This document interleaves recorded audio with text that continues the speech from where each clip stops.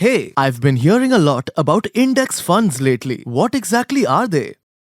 Index funds are a type of open-ended mutual fund that aims to replicate or track a specific market index, such as Nifty 50, Sensex, or Nifty Next 50. Oh, so they just follow whatever the index does? Yep, exactly. They're passively managed, which means no one's actively picking stocks. That keeps the costs low and gives you exposure to a basket of securities. But of course, they still move with the market, so there may be risks. Are they good for long-term investing?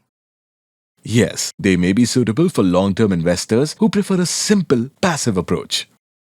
Makes sense. Thanks for explaining it so clearly.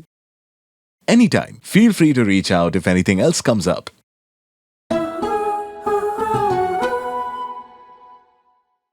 Mutual fund investments are subject to market risks. Read all scheme-related documents carefully.